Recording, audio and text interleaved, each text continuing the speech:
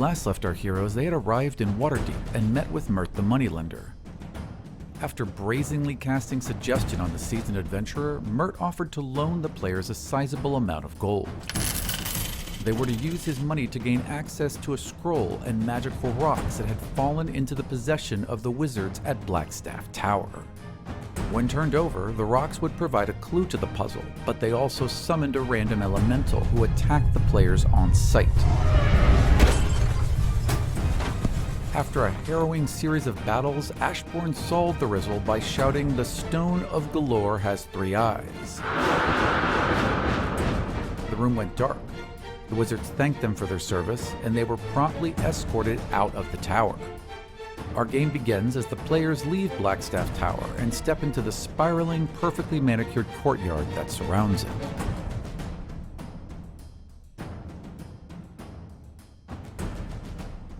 Hey, my name is Aram, and welcome back to Rivals of Waterdeep.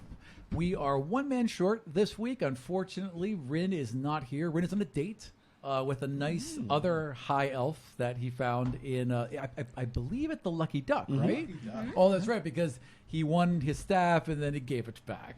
Yeah. Yes, is that what they call it these days? Yeah. And we're going to round the table and introduce ourselves, starting with Perrin.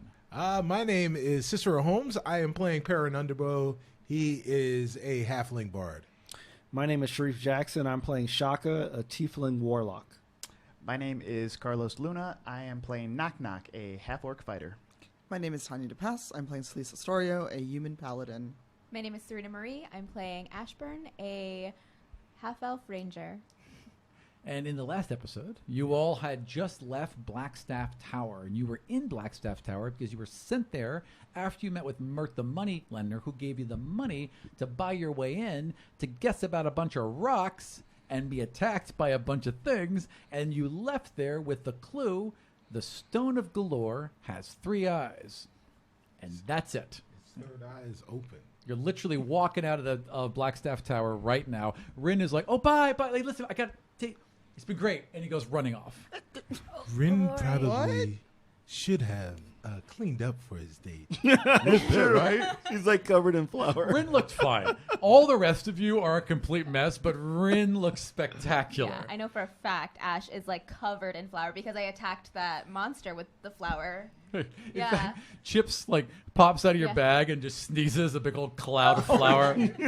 And poor Celise is just like, this will take forever to buff out my armor. Oh, yeah. Yeah, exactly. I'm just like, I'm sort of amazed and I'm nervous, but I'm happy that we all came together to like solve this puzzle at the literal last minute, which was awesome. But I'm also thinking like, PU, do you remember what that dwarf said about Galore at the Rusty Nail? Yes, well, the Galore was a thing that Philip was telling me about. Philip the dwarf. Philip. He was really, really a wonderful person. So we now know that Galore is a stone that has 3 eyes. But that is part of the thing about Galore is that it erases memories. Right. And the person who used Galore erased his own memory and the memory of his companions when he buried all that gold that we need to find, or at least that you guys need to find. I'm just in for the adventure. Yeah, okay. I'm sure you'll want your cut. We get it. No one does this just for adventure. Anyone who gets a cut leaves someone in the bubble. We're like aware of that, right? Yes. So we will get... Just so you know, you need exactly 1,000,000 gold. Yeah, well, there may be like 1,000,001 gold. Right. Or 1,000,003. A few crowns lying around, right? Yeah. So Melanie sees you all leave the tower. She was asked not to be in the meeting with Mert because Mert knows her as a shrewd negotiator and clearly wanted leverage on you all. So she's been sitting in, like, there's a nice courtyard area around the tower, some fountains. Mert seemed to forget that Underbow is also a shrewd negotiator. Yeah, he did. Also that you would risk casting a cantrip on like a 17th level merchant, right? That was insane, but it worked. So she comes running up and she's like, "Oh, you all, a little worse for wear, but we're all here. Where's Rin? Did Rin make it?" Rin's on a date with a gentleman. Is that code for something? No, No. it's Oh, short. excellent. Yeah, Oh, yeah. okay. Well, I'm glad you all had time. So it went well? Well, what's your definition of well? We didn't die. You have a way for us to get... Well, that's good. It's good. Being alive is great. And we have the money? No. No. Guys, we don't have the money? I thought we got the money. What was that all about? We got money from Mert to get the information. Yes, and What? we got We information. got the information. And the information will get us the gold. That is correct. It is one Excellent. step. Yes. What to is the get to information? Well, we can't tell you. Yeah. What? I forgot, guys. I'm not playing hardball or anything, but I totally forgot. So the information is that the Stone of Galore has 3 eyes. Well, what is the Stone of Galore? That's a good question. It is a stone that will allow you to. I literally just talked Oh, about. I caught a little bit of that as I was walking up. The memory thing? Okay. All I right. was talking Well, to Celise. I literally just said to Celise that the stone was used to erase the memories of the man who hid the gold. okay. So wait. So we need... Oh. The stone. has Wait the a memory. minute. You know, okay. I have a contact in town, and we're meeting tomorrow, and he's real nervous about his position with the Xanathar. Do you guys know who the Xanathar is? No. Okay, so listen up. The Xanathar is a beholder, all right? If you don't know what a beholder is, it's the big, huge eyeball. It's got little eyeballs coming off it, and it floats around and shoots death rays. Ugh, gross. Okay? Oh, it's so awful. Beholders. And there's one in this town, and she like those maps, and she pulls out one of. She like reaches into your bag and pulls out one of the maps, and she shows this little town that's apparently beneath the city. So the city is on a huge plateau. Okay, so as you are coming up, you come up this like long ramp and go to this plateau where the city is built on. Apparently, there's a bunch of catacombs in that plateau because that's where the dwarves built their original mines, which is what the city was built on. Because every single city in the Sword Coast and the Forgotten Realms basically goes like this: the dwarves dug too deep. Oh, they released Hell Beast. It cursed the land and everything around it for a 10,000 years, and then we built this nice city. Like that's basically how they all go. Okay. So beneath this city is this huge catacomb structure and this town called Skullport that apparently this beholder runs, like a tyrant mayor, right? It's like, well, this is definitely one of the big players in town, definitely going for the gold, and has an advisor that I know. Pays me some money. It's the thing with the drow. They rent their hunting lodges once a year. It's not really important. But he has some information and said he's willing to trade something. And I'm wondering if that's got anything to do with this stone. I don't trust him. He's dangerous. And if he's running scared, it means that he's in danger. So I'll need some backup. Well, I'll go. Well, I'll back you up. All right. We also need to know who that guy was who attacked you, that other half-orc. Yeah, that was messed up. That Yeah. was messed up. We weren't even doing anything. Yeah. I got the name. He's known as Zaraj the Hunter. Apparently, a bit of a folk hero around these parts. Don't know much else besides that, but will do jobs for the highest bidder. Like, doesn't really belong to any one faction. So he just attacked the group. I wasn't there. I don't know, but from what I've heard, yes. He threw a rock at me and attacked me. And then you ran after him. Yeah. After the kid, actually, not even after. Well, I the- mean, I kind of placed the kid with him, so it's like the kid's like also a jerk. But you guys, he was like robotic. Like he had no expression when he was shooting arrows at us. It was messed up. It looked like he was under control. Oh, okay. I didn't even think about that. Yeah, so Yeah. I want to find some more information about this hunter. If you don't think that the tyrant has it, then I might go maybe check out the Rusty Nail or like another one of the areas and see if I can get some info. That seems like an excellent idea. Yeah. What is the half-orc's name again? The half-orc's name is Zaraj the Hunter. Zoraj. Siraj. Apparently, he lives on the rooftops. There's a lot. It feels Like a squatter? I would think he'd live next to the house, like a real garage. I mean, look, I'm not sure. Like, you know, these things balloon out of control. Half-orc fires a couple black arrows at people from the rooftops, and all of a sudden, he's a superhero. There's going to be rumors about this, but what I've heard, lives on the rooftops, skulks at night only, and never, ever, ever has been seen anywhere except for these attacks. No one's ever tracked him down. Well, we got to find something because he just tried to literally take out, all of us. He's also never failed. Not me. Well, he failed this time. He sometimes comes back. So Okay. we should be careful. All right. Apparently he always completes his jobs. Okay. So who's coming with me and who's going to search out this Zaraj? I'll go with you, Melanie. Yeah, maybe I'll search out this guy. Yeah, He sounds dangerous. Why is he on roofs? I think you should absolutely search because from what you told me, I didn't see the incident, but from what you told me, you kind of climbed up there and kind of scared Oh, him yeah. off a bit because you're awesome. Thank you. Yeah. So Thank you. Better than Garage. garage, All right, garage band. So Knock Knock is going to go hunt Zaraj. Who else is hunting Zaraj? I'm gonna hunt Zaraj. You're going to hunt Zaraj. Yes. What is Perrin doing? I'm gonna go with Celise and Melody because Celise is my very favorite friend. No, she's not. And what? I'm gonna go get Mirage. And you're in Mirage as well. All right, so you're all kind of like starting to head off, and you kind of just take one glance back towards the tower. You're still getting used to your eyes because it's so weird. You see like you normally would, right? But you also see clearly into shadows. Like blacks aren't as dark as they are. Like on a television where you really, really just kill the contrast and all becomes super flat and all kind of like the same color all the way through. That's what this looks like. You can just see everything like a cat would see at night. Yep. So you just kind of glance over this area, and I would like you to roll perception. 14. Okay. So as you're looking back to the tower, in the middle of the road, right in this plaza area you were standing in, there's this glimmer.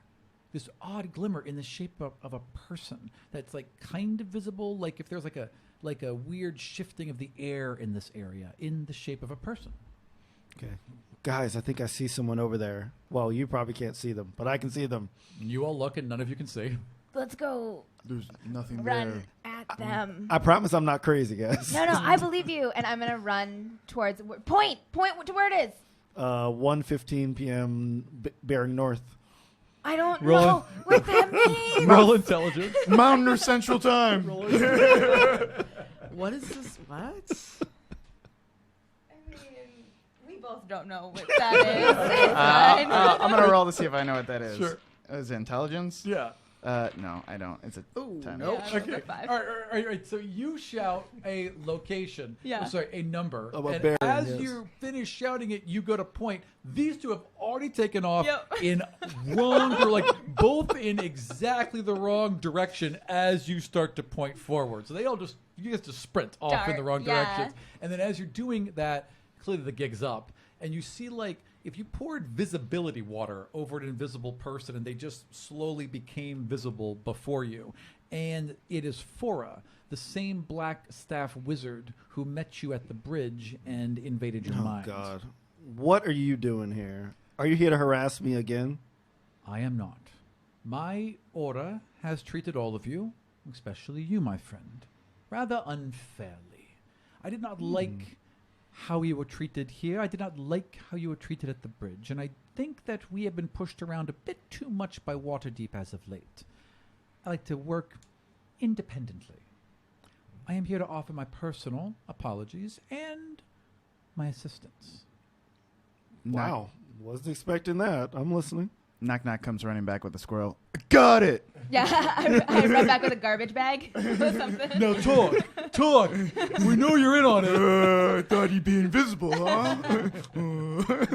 Invisible means looking like a squirrel, right? Thanks, guys. Yeah, and I just drop the garbage bag at Shaka's feet. Thank You're you, welcome. Scout. Yep. A second later, Ashbourne comes back with a whole dog. Yeah. Got him. I have something for you all. I believe you'll need them. And she pulls out a series of wooden rods, like this dark blue wood that's been really heavily polished down and etched in silver all the way along it, like old elven cursive, right? And then there's a wad of seaweed at the end that's encased in this real thick resin that has a very pungent smell. And she explains to you that when lit, these torches will burn, and they will just burn, like they won't stop, but they will burn for 8 hours, and they will even burn underwater. Okay. Do they light with normal fire? Absolutely. Okay. But you can also, and she tells you the word for a light, in Elven, and it starts to spark, and then she waves her fingers and it extinguishes, like just before it all lights up. But you just simply, touch the torch, say a light in Elven, and it will light without flint or anything. Touch ID. Sweet. Okay. It's nice, yeah. Okay. You think you can still say that word underwater? Oh, yeah. And light it underwater? He does like- It is not so much that the word is said, for the torch has no ears. It is simply the unlocking of the thing. Okay. Cool. That was a yes, right? Maybe. That was So, a yes, right? so are you saying that there might be some underwater portions we might deal with on our journey? I am saying that I have asked those with the ability to look into your futures, and they have seen Okay. a lot of water. Waterdeep. Water deep indeed. Sweet. Oh, that's a pretty good one. I must go before I am missed. If you all have need of me, and she kind of turns toward Celise, because people kind of like just assume you're the leader, right? You know I'm what I the one mean? in armor. Like if there was a bunch of kids, but there was that one kid that clearly studies, and like the adult would always turn to them amongst the group, like you're going to keep them in order, right? So she turns to you, and she has this. She opens up her hands, and there's a little stone bird in her hands. Take this. If you have a message, whisper it to the bird, touch its beak, and it shall find me wherever I am. All right, thank you. Of course. Good luck. Stay safe. And she just, very dramatically steps backward, and Misty steps away. I'd like perception from all of you. 16. 1. Okay. Not a. You are not paying attention. No. 19. Okay. 24. Okay, so everyone that got above 18, right? Like Misty stepped just behind the edge of the tower. So you like she vanishes, but then you see her kind of reappear a little off, and then she like kind of ducks behind the tower, right? Didn't quite pull it off as well as she like wanted. throwing a smoke bomb, but Right, then yeah, like yeah, realizing but it's you're a still little there. wrong. Yeah, that's exactly what it is. All right, so the mayor's like, well, it is rather late. I have this meeting tomorrow she wouldn't say at noon, because no one can be somewhere at noon in the past. I don't know. They have clocks. Yeah, they have magic. sure. F it. I'm gonna be there at noon. Yeah. They still go by the time. Yes, so yes. when the sun is the highest in the sky. I'm gonna set a reminder. Coming. Right? Total On your sundial. wrist? Yeah, well, no, it's a bracelet of reminding. Oh, okay. Yes. That's pretty cool. Yes, it shakes every time, and I can just set the numbers. It's very nice. Oh, man, there's a fly on it, too. I spotted it. Spot a fly. Wow. These are the jokes I like, Nice. guys. Yeah. John shaking his head. Well, in the back. anyways, it's been great. I'm glad that we did this show for 5 episodes. It was a good run. I'm surprised I lasted this long. So, what are you guys doing now? It's late. She wants to get to bed and get ready for this meeting. She's already ordered room service. It'll be ready when you get back. And obviously, there'll be people there to take care of your things that have been ruined and covered in flour. How is a Waterdeep nightlife? Oh, it's pretty busy. So as you guys are like walking back to the hotel, there's a lot of 3-card Monte, people playing shell games. There seems to be a tradition of younger riffraff, right, setting up small tables and running games, and the adults will come down and humor them for the most part. And you, because you are trained for this kind of thing, and you're used to picking people out, Perrin spots someone you know. There's that young boy who helped you in the sewers, who was going to, for some reason, guide you through the sewers earlier. And he's clearly doing like a little ball and cup game over there. Look what you got. Look what you got, everyone bets in. And I would like too to- slow, old man. Yeah, thank you. Collecting silver. I think it's my bet. What do you think? And like the adults around him kind of leave, and he looks up at all of you and he's like, oh, damn it. What do you guys want? Well, first, let's start with your name. Okay, you know what? So far, you've interrogated me for helping you, and now you're just interrogating me for doing my job. But if you have to know, it's Kel. My name is Kel. Well, first off, thank you very much for all of the help that you gave us before. Sure. But you could have just pointed to the big castle that we were going to the tower that we You were didn't ask me to get to the castle. You asked me if there was an underground passage to the castle, and I just assumed you guys were doing some breaking and entering because look at you. You also were asking street trash. I heard you all. I heard you. Street trash. Yeah, it doesn't sound great when it's said aloud, does it? You all asked me how to break in. I was helping. This all seems like a lifetime ago. Yeah. I like barely remember this We kid. just talked. It was like a day. It was earlier today. I don't know. Look at It was us. like though. 6 hours. Look at us. We've been through a lot. We've today. seen some things. We don't want to cause you issues, man. Like, I feel like you're really, like, at a 10, and I need you at, like, a 7 right now. Yeah. Look, I'm just trying to make some honest money. Yeah, I get it. Kind of honest money. No, I get Kind it. of. Yeah. No, not really. They know what they're in for. They know what they're getting. Are you giving people a fair chance with your game? Sure. Yeah. I want to roll insight to see. Oh, against his deception? No, yeah, to see if Sure. he is trying to run a fair game. Okay, he rolled 12. 17. No, you know what? Knock, knock. He's a young boy, and he's lying. This kid is totally lying. This isn't on the up and up. I want to look at his game to see how it's set up, to see if there's like a trick or something. Like a lot of times those balls are like on strings on the cup, so you can like pull it You'd up have to and, like, bet pull to it down. see him do it. Oh, okay. Yeah.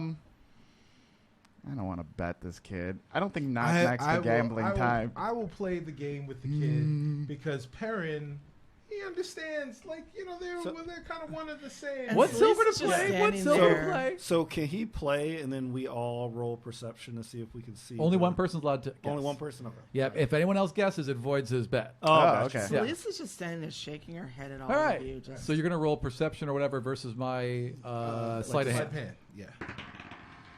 Beat a 25. Nat 20. Oh! All right. So he's like, so he is so good and so smooth, but you know this game. He just thinks it's good because he's like 9, but you've seen this game played your entire life. So you know damn well the ball's not under any of those cups. And as soon as he's done with his little, game that he's playing, you just turn his right hand over. You just grab and turn it over, and the ball's right there.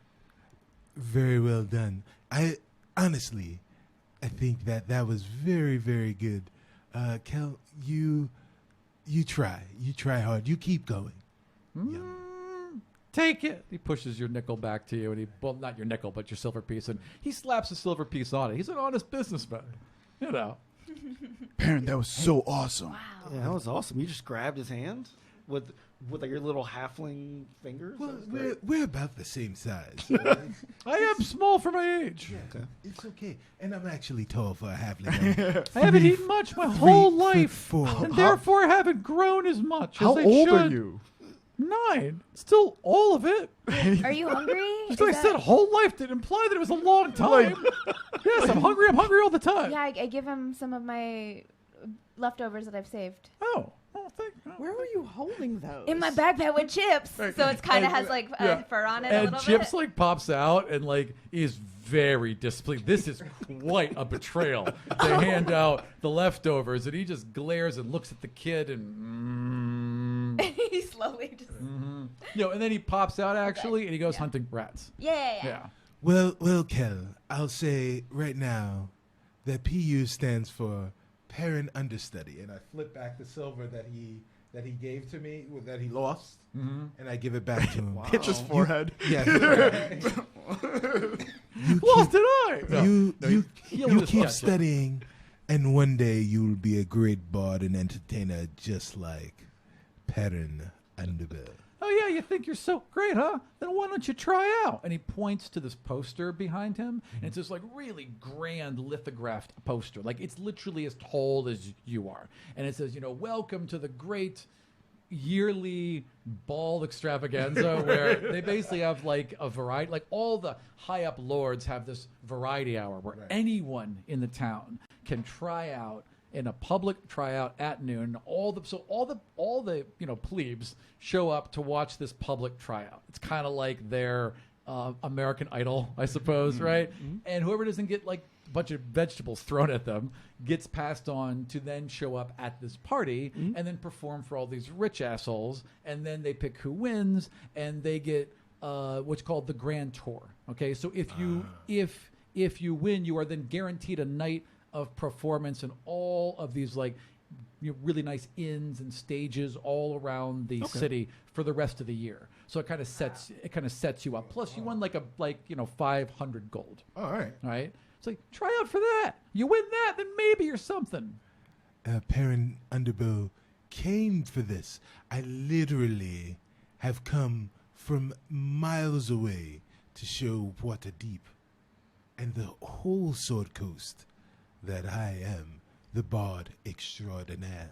That sounds great. Okay, you guys done? Can I get back to work? This kid's a little jerk. Now I'm remembering him. I remember this little jerk. Okay. I want to, since we call him cheating, I want to roll charisma to see if I can convince him to play fair with the rest of the people that are coming up. Okay. Can I do that? Yeah, I mean, like he listens to you. You absolutely can. But if you're trying to convince him that he should play fairer, because he's like, everyone cheats, dude. Look, and he just goes game by game by game, and he's like, this, they're doing this, they're doing this, this isn't an expectation. It's part of the whole culture. If I don't cheat, I'm at a disadvantage. It's the only way you win money. You can't go even.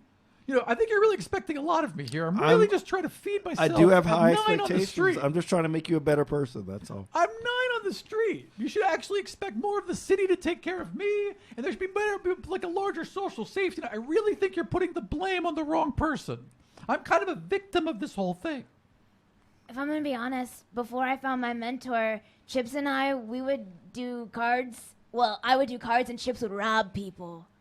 Oh. Chips could rob people? Well, I mean, he knows what gold looks like, and he put it in his I mouth. like the In his mouth. You just walk around with just his cheeks filled with Chips pops out. He's got 3 gold and a little bandit mask. Ready to go. Okay. He looks like a raccoon. Exactly. Dresses up like a raccoon. In fact, that's what he does. He's like, no, officer, it was a raccoon. He has a belly like a raccoon, but that's where he puts all the gold in. He puts on his belly thing and puts it in there. Just blames whatever nearby raccoon. Okay, I get it, but I'm just saying I came from a hard background too. Just know that you can be better than you think you can be. Okay, look, you want to line me something up? You want to pass on some leads here? I'm willing to work legit. It's got to be well paid. You should talk to one of the mages. What's her name? Fora? She might have stuff for you. Okay, I mean, if I ever see her, I guess. Yeah, if she's real sparkly, and she works at the gate, the main gate going in, and I bet she needs errands run for her all the time. She seems so busy. Why do you think she works at the main gate? Because she was there. She was there, right? Gotcha. Understood. Yes. Is that how you think everyone, everyone you meet, the nearest occupation is what they do? That's what they do. If you met me, kind of near a hot dog cart, you'd be like, oh, Rob, the hot dog guy. 24/7. That's what you do. Yes. Excellent. Wow. All right, I'll look her up. Again, anything else? Sleaze fishes in her pocket for a couple of silver because it's the right thing to do. It's go get some food. Thank you. You're welcome. He kind of nods, packs up his little thing. His the whole table kind of folds in, the legs fold in. He drops the chips in and slides the gold into a little fake pocket on his front jean. Well, the silver, sorry. All right, listen. You guys make a lot of noise. All right? You really want some advice from me? Yeah. You guys got to be more quiet. You come in like you're ringing gongs. Everyone knows what you're up to. Everyone knows your business. And that's how you get hurt. All right? Head on a swivel. Let's talk. I'm out. He just throws up the deuces. Bye. Walks down the alley. Did he just throw up deuces? I hate that kid. I hate him. What was his name? I want to call him Keenan the entire time. Name's Cal. Keenan. Knock knock. He's a hungry little street kid. Yeah, he's a little punk. That's what he is. Knock knock. All kids were punks at one point, probably. All punks are kids. Yeah. Whoa. What? Blew my mind just now. There's a couple other kids around, and some of them see you and point. And it's like, Oh, that's a kid Kel was talking about. That's Pock Pock. What? What did? What? Hey, Pock Pock. Hey, what's? Hey. You know my name. We heard that you're an elf. Yeah, it's true. That's so cool. I told you he was an elf. And they go running off. Thanks, Pock Pock. Aw, Later. kind of sweet though. I have mixed feelings on it. So it seems as if we've got a little bit of a conundrum, or at least I have a conundrum, because I need to enter, obviously, this great contest that happens at noon. But Melanie was I've got a meeting at noon. at noon. That's the same time. Also, you all have to figure out who this Zaraj the Hunter is, the one who attacked you, the half-orc. Yeah. I got a little info on him, but not much to go on. And if we can't find Yeah. Zaraj, I'm worried he'll attack again. Yeah, I care more about the hunter because he literally damaged you guys pretty badly. And you guys, as you told me, he was just he wasn't talking. He was just shooting 3 arrows at a time. The kid baited me, and then I went to go chase him, and it was a definite setup. We are having a lot of trouble Yeah. with children. But Don't trust Perrin, kids. you have to enter the contest. It's like your dream. Also, if there's a lot of lords there, you could learn a lot. You could pick up a lot of Yes, information. it's my in a dream to very get short Okay. period of time. But The information. but I did see on the sign there that I believe you need a manager to go in. yeah, and there's So- like a big huge poster, and it's like, so one person, one manager. It's only Yeah. like you can't be a band in this. It's Yeah. got to be one Oh, person man. doing one thing. So if he enters, we would need someone to be his manager. If you wanted, I could watch you and manage you and follow you around, and you can teach me something if you wanted. Only That sounds purely understandable. okay. Okay, there He we really go. is going to run out of these. I'm Oh just waiting yeah, for he's it. got to. Oh no, he's not. I saw he is not. He is ready. Who wants to go track down Zaraj then? Who wants to help protect me when I meet with my contact? Oh, I'll man. protect you, Melanie. Thank you. I'm tracking down Zarash. Yeah, we're checking down the garage. All right, so it's just us then. Yes. All right. So it's late. Do you guys want to go back and get a good night's sleep? Yes. A massage, a bath. Oh and yeah. food. No, Oh, there's yeah. baths being run. It's there. There's like a whole tray of like different perfumes and things you could add in for like sore muscles and things like that. There's people there to collect your armor and your clothing, and it'll be cleaned and delivered to you the next morning. There's food everywhere, like just kind of like trays of food. Like there's a fruit tray here, there's a meat tray here, there's cheese tray here, and then there's wines and champagnes and ales all around. Nothing for unseen servant to do. No. Nothing for him to do, unless he's like just gonna walk up and hand you things, like an apple's gonna float through the air. That's it. As like we're changing out for the night, Ash because like she's covered in like that flour and just all she takes off her coat and she goes to someone that works there Yeah. and says because this is the coat that the last thing her mother made for her before she was killed. So she just it's like her prized possession, but it's Sure. so dirty. Yeah, and there's like Yeah. this 12-year-old girl, and Yeah. she's got these big bright eyes Yeah. and like this just thick tangle of black hair, and she looks up at you and she kind of like kicks her foot a little bit, but she looks at it and she's like, oh, this is so pretty. I'll take really good care of it. Okay, please, if you have any troubles or if something is unstitched, just let me know and I'll fix it. You don't have to fix anything, okay? Okay, I'm really good with things like this. Okay. I make my own clothes too. Okay, I'll take really good care of it. thank you.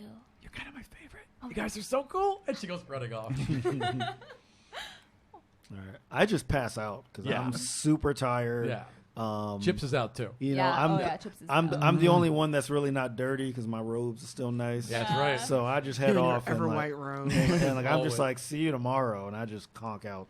Every time I think of your character walking into a room, is in my head, I'm like, so fresh and so clean, like every single time. That's right. That has to be our intro music. That's right. All right, excellent. Anyone else want to do anything before you go to sleep? Celeste sends a message to the temple about that boy. Totally. What do you want to write? To the temple elders, there's a house in the woods and a boy that needs help. His father suffered greatly, and so is the son. They need the touch of Tyr upon them. Please check on them, and I will stop on my way back. Excellent. And then you have like you fold it up, and it's also very careful because you guys are all about precision, right? And all of the priests, it's Tyr, right? Yes. Okay. All of the priests of Tyr have these rings. Okay, and you don't wear it all the time because it's big and bulky and it's like audacious. Also, it gets in the way of your sword hand, not your thing. But you pull out this ring and you place it on, and as soon as you place it on, you feel it glow hot, and you place the back of your hand upon the folded letter, and it produces wax. It just melts down around the helm, the little shape of Tyr. It's describe Tyr's holy symbol. For Celise, she has the rune of Tyr. Yeah. Which is Tiwaz, which is an arrow pointed this way, and just basically an arrow, but it could also be a T. Right. Okay, perfect. So that shape is now made in wax, and you pull it off, and the ring grows cool again, and you take it off. And so I find a servant, I hand it off, and little red-haired, freckled kid. Annie. Yeah. Comes up singing, yeah. And Celise is still bothered by that interaction because out of character, Celise did find out about the cats.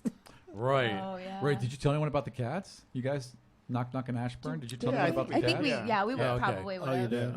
Okay. Yeah. So thinking about the cats, her day. Yeah. She's just like, I need prayer, but after some of this wine. Yeah, and what could you possibly expect it to do? Like, why were you shown this? Why was that an option? And also, it all happened so, like, that apparently fake flare went off, and the second that guy was out of sight, the book yelled, and then it drew you here, and as soon as you were wrapped up, he came running back. Like, it all seemed planned out, right? And the only people that have been effing with you have been the Cambion so far. So it's got to be something with their... Like, they didn't just give you a gift. They gave you something so that they're entertained. You know? And Celise is thinking about all the people they've come across. And she's wondering if this half-orc might be in the book. That's a good question. Cool. So just roll me an investigation. Just see how long it takes you. 18. Okay. It takes you like half an hour to flip through the book and check everything. There's maybe 9 half-orcs in there, and none of them are knock. Sorry, none of them. Thank goodness, none of them are knock. But also none of them are Siraj the Hunter.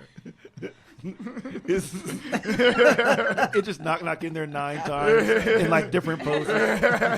Knock. Do you want what's your path? There's like Italian knock, like in like holding a pizza, like taco knock. He's killed so many elves. He wears their ears on his ears, and no one says anything. It's master disguise. So that takes you about half an hour, and he's not in there. Interesting. Yeah. So he's not at least as evil as we think. At least not as evil as these 1,000 people. Yeah. True. Yeah. But Celise makes a note of it to talk to Knock before they split up the next day. Sure. Absolutely. All right. Otherwise, you all sleep really soundly. These are the most luxurious beds most of you have ever been in. The rooms are somehow kept cool. Like they're all different temperatures. You realize when you walk into each other's rooms, like, how do you like to keep it at night? Knock. Think cold. Oh yeah, cool. Yeah, right? Yeah. The windows are probably open. He's kind of leaning against a wall in like a shadow somewhere. He begrudgingly falls asleep. He does not like falling asleep. It's got to be one of the most frustrating things because it really does separate you from your elven brother. A lot of the other things are similar. Like, you can meet on different grounds, but you're the only one passed out. There's certain physical limitations that Knock has. Everyone in your class, by the way, like, they didn't bring it up because they like you. Like, at first, you got a lot of crap. But once they really learned who you were, they all respected you, and then that quickly turned into them all rooting for you. Like, they were by the end of that academy, they could not have been more on your side. You became the heart of that whole class. So, but they still had a little bit of fun with you. And once they realized that you were really trying not to sleep, they would all just kind of quietly nudge and take bets. Like, yeah, he's going to go down in 10, in 8, yeah. 5. And then, boom, like, yeah, I think they would, in my head, I think by hearing you say that, I instantly thought, like, if you didn't sleep, you would probably be amazed about hearing what dreams are from someone. Like, if someone explained to you like what dreams are, they'd like every day they'd be wanting to hear what happened in a dream, like this imaginary setting that like you know. And there's always one kid in the class that's taking apart like knock knock subconscious. Did you ever think that maybe it has something to do with your parents? You know, they're just gathered waiting to hear it. Like once they get the idea that there are these stories to tell every time you come out of whatever the hell this is, they want to hear every morning. Yeah, cool. Like knock knocks a story hour. Yeah, right. Yeah, excellent. All right, so you all sleep well. It is the next morning. There's breakfast. There's tea, high tea. No, the high tea is afternoon tea, right? And so this is low tea, and low tea is the classier one. Did you know that? Oh, I didn't know that. Actually, low tea is the one. Everyone thinks it's high tea, but they're rubes. You want low tea. So they got this really fancy layout. Like there's at least 30 teas, and there's little cakes, and there's also like little sandwiches. You know, a lot of cucumber shit. Right, it's nice. Yeah. But do we already have food in our suite, right? It's like brought up, like they bring you up like one of these wrought iron tree things and like give you a sampler. Right? Yeah. Okay, because I kind of want to skip this classy thing and start finding info on. Yes, garage. We should all get ready. Yeah. So Ash is getting ready, and she's thinking about her day that she's gonna have with Perrin, and she remembers when Perrin, when they first met, told her that she could be a bard in training, and that was the first time that anyone has ever looked at Ash in a way that was different than this brash, criminally person. It was someone saw something else in her. Yeah. So when she comes to the main area, she's like very dapper. Like she's found like overalls in like one of the closets, and she just looks very, very dapper, and it's very different than the normal Ash that you see. Yeah. Yeah. Ashburn, you are looking quite handsome today. Thank you so much. I can't words right now. She's very nervous. Right now, PU stands for personification of unbelievable wonder. And she's like glowing with like pride, and then shoving sandwiches in her mouth. Melanie's been writing the whole time, just taking notes, and she kind of looks up and she's like, "That didn't count." Yeah, and so as like Shaka is getting ready, even though he didn't see the I know his name isn't Garage, but I feel like just call it Garage. It's Garage. Ziraj. Ziraj. Okay. Yes. Yeah. So like, even though I didn't see Ziraj, just the way that I saw the rest of my team react to being hurt has me nervous. Yeah. Because it kind of brings me back to when I was younger. And I was a tiefling that grew up near a very human, like a full human community, and there was a tinge of like humans that would really hunt tieflings for sport, right? So I had a couple times where like I was younger and I literally had to evade, like these like hunters. So their story kind of reminds me of that. On rooftops chasing you down. Exactly. So like, even though I didn't see him, I'm like a little nervous, but that's why I really want to get the information on this guy. Totally. All right. So what are your guys' plans then? Now, yours is obvious. You're going to go try out, right? Mm-hmm. Your guys is obvious because you and Melanie, she's basically going to go meet in this cafe, and you're going to pick apart, a location to watch out nearby, I assume, right? Or be a bodyguard. Right. It was like, well, if you're at the table, you'll be nervous. So you have to like be nearby. Like we'll have to play this one coy. All right. Excellent. Well, before we go, I need to talk to Knock Knock. Oh, sure, absolutely. And you guys are discussing like you've like cleared a table and you've made little kind of figurines. Like, okay, well if he's here, then we can be over here. Like that's a horrible impression of him. No, but I have another map out. Yeah. Yes. Sweet. Yeah. Yes. Hey, knock knock. Hey, who's there? Celise. Celise, I know. Sorry. It's really early in the morning. I had this dream. No one wants to hear about my dreams, apparently. This is such a weird atmosphere. I don't know. Well, we're used to dreams. Yeah, I know. Yeah. But you can tell me your dream. No, it wasn't that exciting. I walked a dog, then I woke up. So anyway, you talked about that half orc, right? Yeah. I checked the book. That. Oh, yeah. Good idea. Was he in it? No, there are 9 half orcs. None of them are him, though. Oh.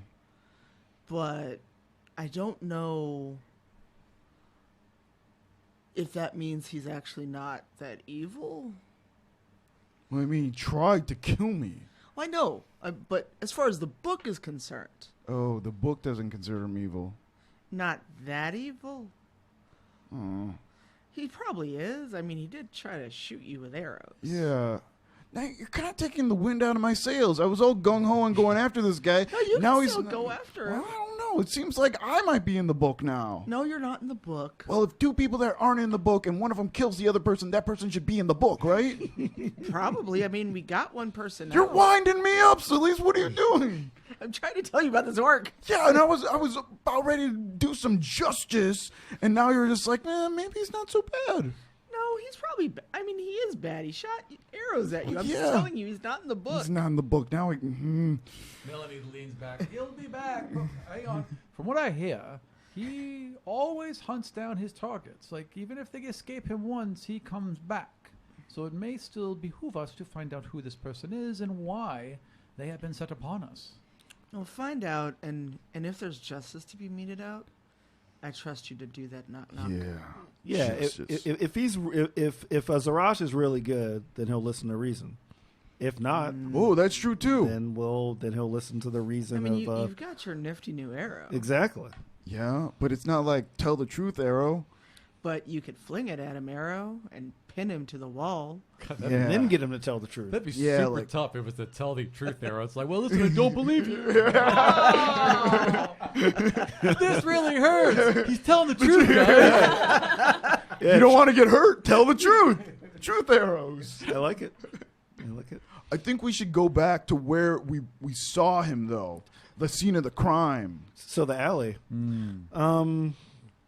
Okay. And check out the rooftops, because he was up there and he knows all the How is he getting through there, man? So like, do you think that like he might have left some clues up there, or like should we just go? Oh, that's a good idea, and too. like kind of stake out a position and wait for him to come back. Yeah, I didn't even think about clues. I was just thinking maybe he'd be passing by on a roof, and then we saw him, and then like we're like, hey, what's up? And then it's just really nice or something. But I like clues. Okay.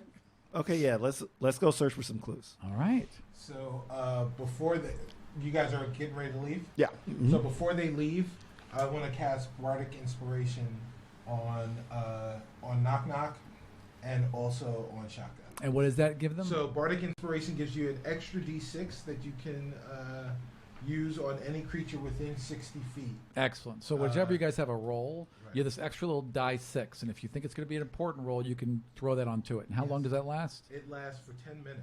Okay, so for the next 10 minutes. Yeah. Okay. Yeah. So better get into a fight real quick. Yeah. So is that for the hit or for the? That's damage? for whatever. So whenever Any you, roll. whenever Okay. you have to roll For success, yeah. Okay, for a success, 20-sided die, right? Okay. So you can Gotcha. add a die 6 to it whenever you want. Gotcha. How does it cast? I don't know why I was picturing like a spray tan. Like he would have to be like this. Go ahead. Yeah. Right. Actually, I just what happens is I just say a fast rhyme for you, and that inspires you. And a butt swat. Yeah, You know, exactly. fast rhyme and a butt Right. swat. Right. Yeah. Yeah. So I just sit back So it's and basically say, like an off the head freestyle. right. Well, So- right. It's just knock knock. Who's there? Inspiration. Inspiration who? Inspiration for you. Whoa! And you hit that you kind of went up into this perfect note, just rung in your ears. Yeah. And Shaka, repeat after me. Yes, I know I can I know I can be what I want to be. be what I want to be. If I work hard of it, If I work hard for it, I can be what I want to be. I can be what I want to be. Oh, that's right. And like I just hear this beat in the background. All right. Very classical beat. Yeah, very classic beat. All right. Anyone else? No. I assume you've prayed already. Oh yes. Yeah, excellent. You would pray in your room, kind of by yourself, and then you're not one of those. You follow the book. Don't go out into the streets and be a big show off. It's just between you and Tyr.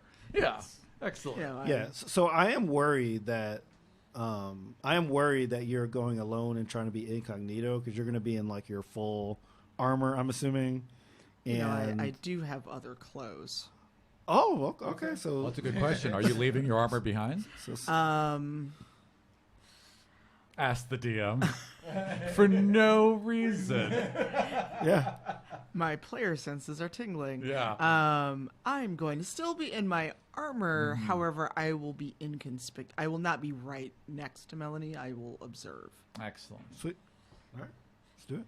All right. So let's start with you two. Split Okay. the party. So, I know every time, really. we It's should like- have, we should have a song for it. we really, there really should be a split the party song. the party. Split the party. Split the party. Split the party. I've got that MIDI keyboard I've never ever used. It's probably to break it out. Yeah.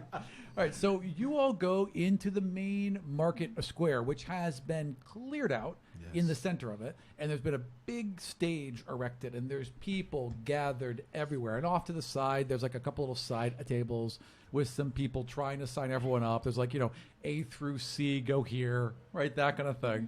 And there's just at the U through Z line. there is an older female, a dwarf, who is wearing like a thick pair of spectacles and has a giant book in front of her, and then a couple pads of paper and not pads. We don't have pads of paper. A couple scrolls, I suppose, Yeah, and scrolls, an ink parchment. Yeah. Hello, my good lady. Hello. Is this where we sign up to win the contest? I haven't heard that before. Yep. What's your name? The name is Perrin Underbow. You don't know who this is? Oh, hello. Oh. You don't know who this is, guy? You must be the show, right?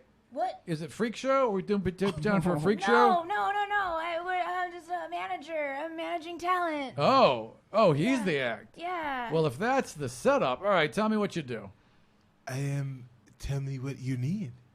I am Perrin Underbow, master of all sorts of entertainment venues. Okay, which one you gonna do? You know what? I will charm the people with some wonderful music. A musician. Do you need any instruments or anything set up ahead of time? No, I'm carrying my drum with me right now. Do you guys Okay. have pyrotechnics? We have what? Like Fireworks. where you get like fire oil and like glitter. Well, I can do. And she's like, there's this silver powder, I suppose we can do. Yeah. When he gets to his crescendo, silver powder it up. I'll see what I can do. And she makes a couple notes. And I look at him like, am I doing it? Am I doing it right? Is this right? No green M&Ms. None. This pairing may work unbelievably well. All right, and she like pulls out a bit like there's all these like big cloth kind of necklace things, but they're oversized and have a giant number on them. So when you go up on stage, you just throw your number up, and that's how they remember everyone because they just are like quick. And the number is like almost as big. Oh, literally almost as big it's as you are. Yeah, it's like down to my knees. Yeah, it's like a clock, but because you're a halfling, it's like just head and legs and this big old number. Yeah. I'm naked under it. There are tons of people here. Everyone's doing it. Have you ever seen Sing? Yeah. Okay, so it's like that, Right. right? It's like everyone's got their own little thing. Everyone's got their own little act. There's some jugglers. There is one of the finest puppets just this whole collection of puppets that this guy has, and he can talk with them at the same time, and he can run another one off strings, and you guys are just amazed at how good this puppet show is. That is very, very impressive. I haven't seen anything like that in many, many years. It's incredible. Puppets are really good learning tools.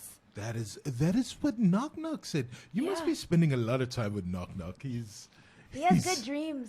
Yes, he does have good dreams. But we should inquire about this puppeteer. Yeah. Puppeteer. Why, hello. I'm watching your act. It is very, very good. Perrin Underbow. At your service. Nicholas Fernsberry. Fernsberry. Nicholas Fernsberry at your service. Good name. Thank you. Meet my manager, Ashburn. Yes. Ashburn. Nicholas Fernsberry. And I'll have to say that several times so I remember. It was a pleasure to meet you you. can call me Ash. Pleasure. Nicholas. Well, Nicholas, how did you become so proficient with the puppets? Well, to be honest, never had a lot of friends growing up. So I'd make them, talk with them, create little skits, do little fun, things that I wished I was doing when I was younger myself. And unfortunately could not. Yeah. So what I've been doing instead is I've been working on this. Well,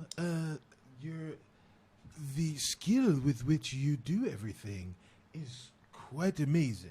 Well, thank you. Yeah, these are so well made and well sewn. Yes, well, I made most of them. My lovely wife sews the other ones, the good ones, the ones with the excellent hair that don't look, fake. You're married? Well, we are hoping to be married. Aww. Perhaps with this win, I'll secure the dowry and we'll finally have that wedding. Have you heard of something called bragging rights versus actual winning? No. Let me pitch you an idea as a manager right now. Okay. So, you need money, right? Yes. We need bragging rights. So, have you heard of a thing called a whisper campaign? Okay, yes, I have. Yeah. We talk up Perrin. Right. So Perrin wins. Oh. And then we can give you money. Because you just need money. We need bragging rights, right? This is true. I mean, I did like my odds, but you know what? Roll persuasion. It's a very strange plan. That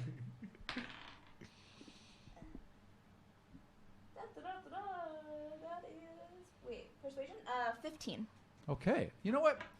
Thinks for a moment, and he's like, well, if anyone was going to run a whisper campaign, it'd be a ventriloquist. I'm on board for this. I help you win. I get the money. You get the fame. Fair enough? Make you a star, baby. Thank you very much, Ashburn. I very much do like this plan. All right. Let's hold right there for a moment. And we're going to go to Celise and Melanie. So Melanie has set up a meeting with Norel, just going to guess, Zibrindas. Xibrindas. Zibrindas. You didn't write that, did you? No, God, no. Oh, okay. Zibrindas. Narel Zibrindas. Some of these characters I have to include. And they're very well written characters. I just can never, this is like they're kind of like French, I guess, the drow. Zibrinde? Probably. Zibrinde. That was fancy That as was hell. very good. That was fancy as hell.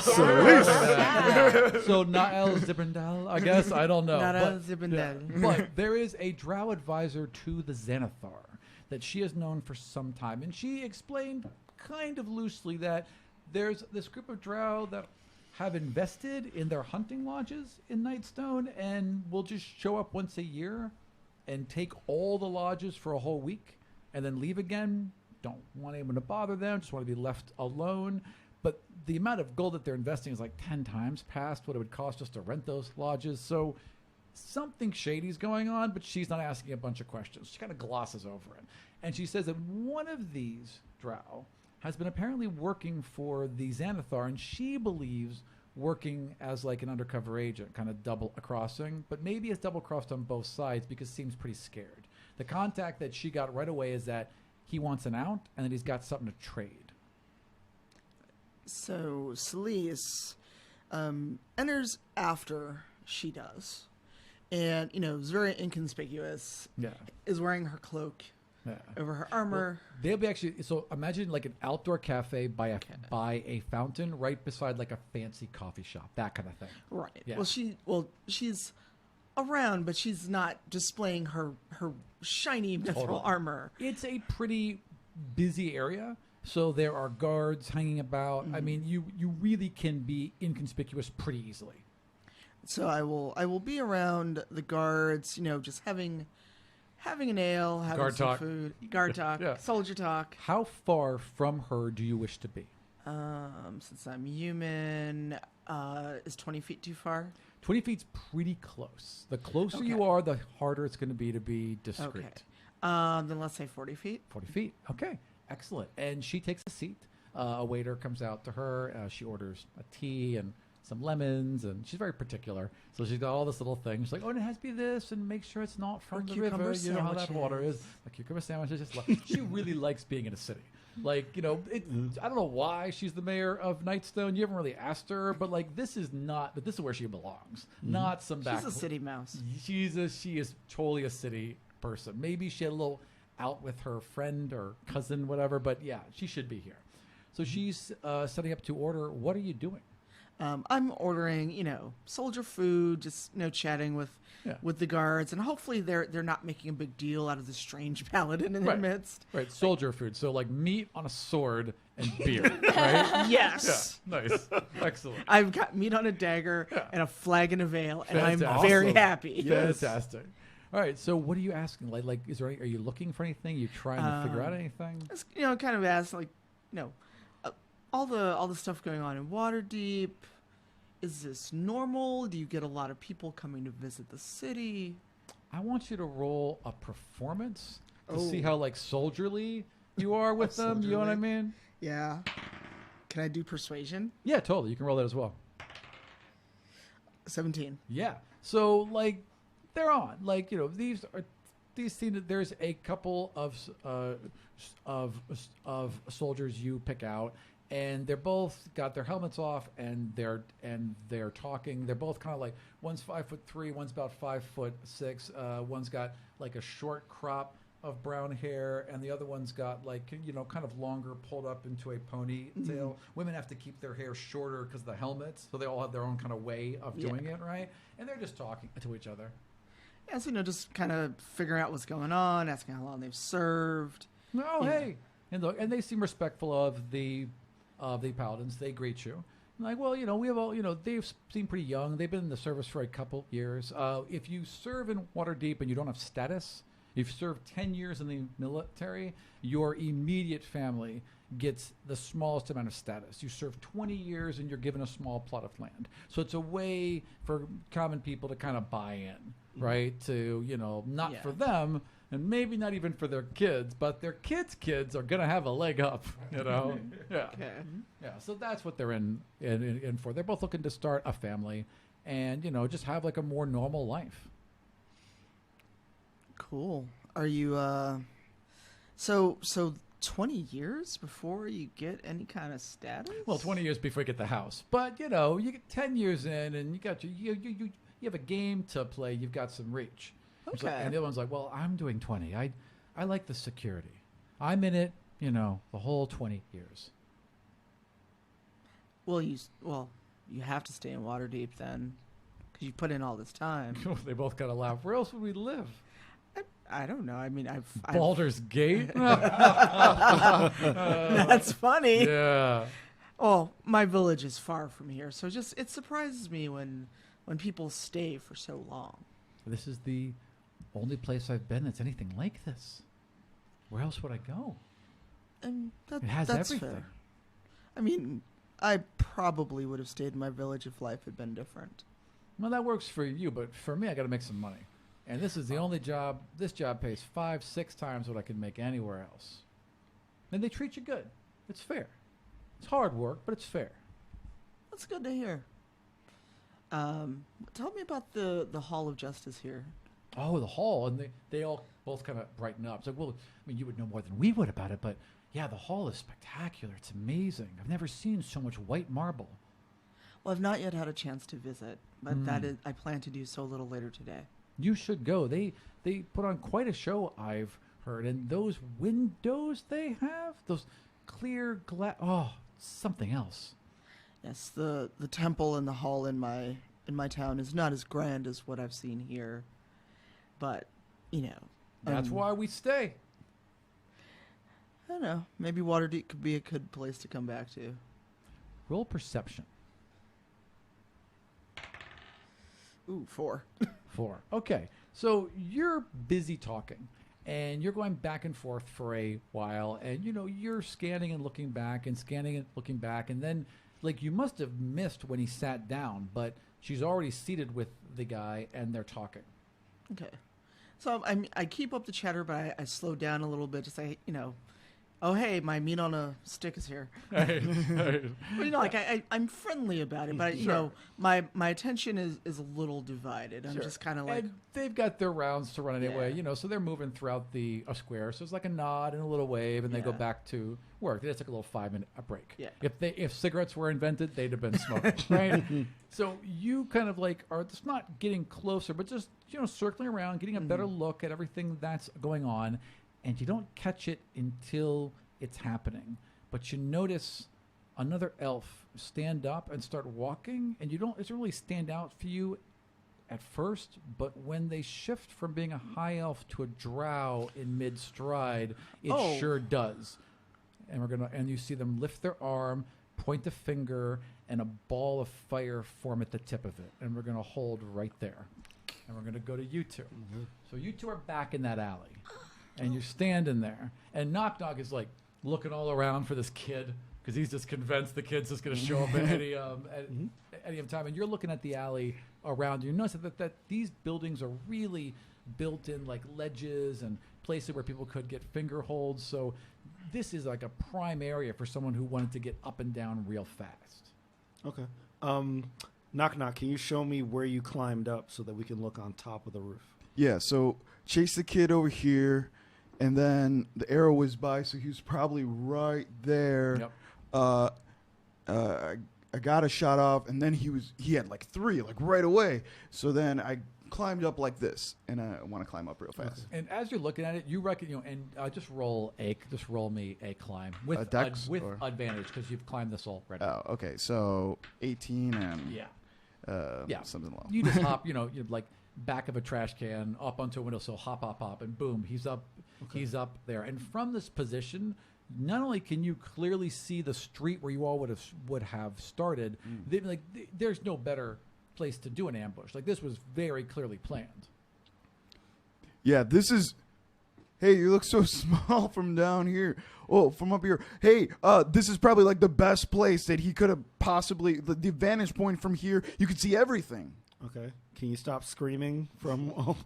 I can't hear you though. Okay, I want to climb up there. Sure. Roll climb with advantage because you watched him. Okay. All right. So that will be acrobatics, correct? Yeah, totally. 19. Yeah, easily. So you don't take the exact same path. I mean, he just muscles himself up it, and you take a little bit more careful path, but you're up there just as easily. Okay. So what I want to do is I want to look at the ground because I want to see if possibly maybe since he was injured, a piece of his clothing came off, Gotcha. or blood or something like that. All right. So you're looking for clues. What are you doing up there?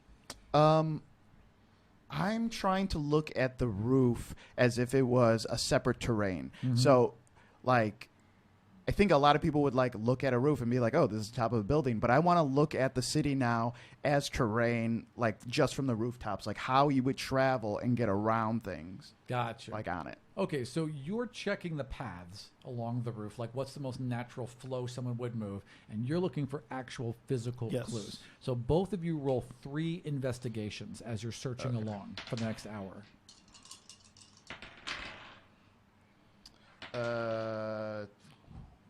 12, 9, and 4. Okay. Okay, I had 4, 14, and 2. Okay, so you guys spend an hour looking around, and you there's a bunch of paths. And the problem is that you're finding places you could go, right? But you saw him clear a 20-foot leap. Yeah. So he's the strongest, fastest orc you've ever, half orc you've ever seen or heard of, or he's got some magical help. And so that really kind of messes you up.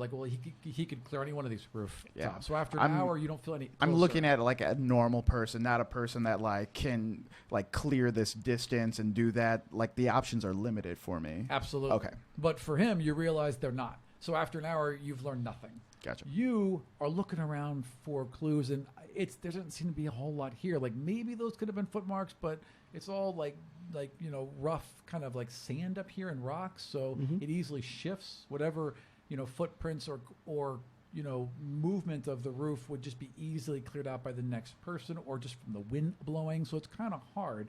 And then you find, and you are absolutely sure, like, oh, you have found a clue, and you pick up an arrowhead. You're like, oh, this has got to be an arrowhead, and you bring it all the way to Knock Knock, and you're super happy, and Knock Knock's like, that's riddance. You must have fired it.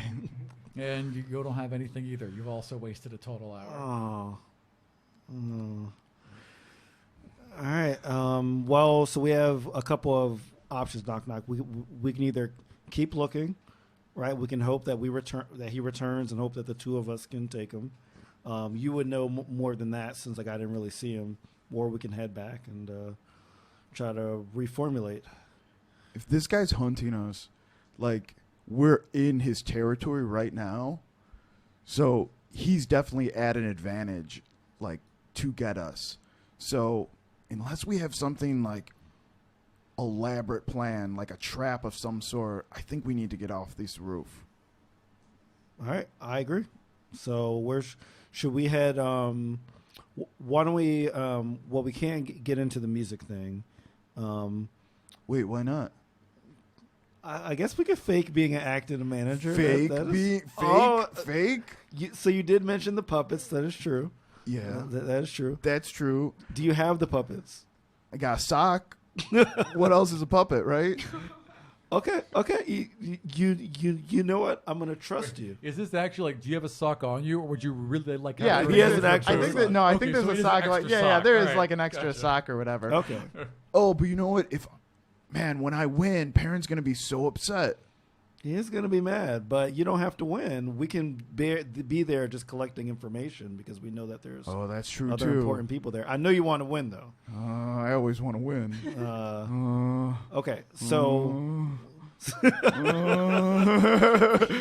Because it's like, you know what it is? He would be throwing a fight, even though he won't win. Like, he can't win at all. Right. But it would be a form of like lying and trickery and deceit, which, like, I don't think he, unless it's like life or death, I don't think he is putting on a show like that, Like, those types of things lead. He would just naturally tell the truth. Yeah. Like, that's what you do. That's your default. He actually believes that. Yeah. Yeah. And he wouldn't want to,